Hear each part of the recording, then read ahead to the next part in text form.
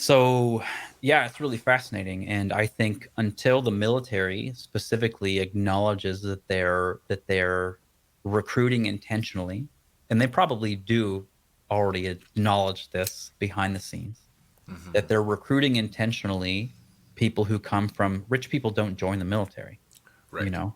They don't. Poor people do. People who don't have direction, it's just the truth. And yes, there are outliers, of course. However, the vast majority come from challenged families. If you're going to join the army or the Marines, you definitely come from a more Bible belty part of the, like, generally speaking, per capita recruiting stations for the army. Like, it's like the Rust Belt, like, boom, they're all there because those are the people that use God and country as an example. Those are the people that want to fight somebody who's different from their ideology, but also based on that same thing. And without looking into that more deeply, it will continue to propagate. And it's just it's way more about just looking into it. It's spreading that information so the people that are joining, I think, can realize, yeah, I'm using my GI Bill right now. It's amazing. I'm going to Hawaii Pacific University. It's an expensive private school.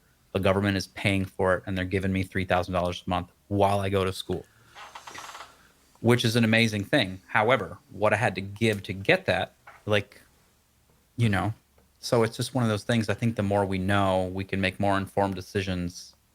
And I'm curious, to what degree do you think this is? You said behind the scenes, they know, they're aware of sort of mm, their model, whatever. I'm curious, to what degree do you think it's part of the model to find and, for lack of a better word, use people with sort of traumatic or confused sort of youth, hmm, because they're more malleable and they'll be better at for following orders and hmm, sort of compartmentalizing the yeah, future trauma that they're just about yeah. destined to experience. I think it's very intentional. I don't have any proof, but that's my belief.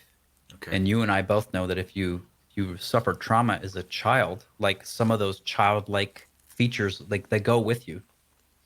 And in studies held lately about, like, professional sports and who makes the most coachable athletes and other stuff like that, the ones that somehow retain that childlike look at leadership, be like, what do you need me to do, coach? And it's Michael Jordan talking to Phil Jackson, at the highest level of the game. It's the ones that have somehow been able to retain that. And this is just another correlation that we don't have proof about, and it's all theory, but that, like, there's something about that childlike thing that comes with it. And I often think that, I think my guess is that there's, like, a couple of percent of us that look at the world in a very, I hate to use the word woke because it's so overly whatever, but look at it from a curious perspective. Okay. If all of us did this, like, if all of us all of a sudden just stopped and looked at everything in a curious way and started pulling the curtain back, society as we know it would stop.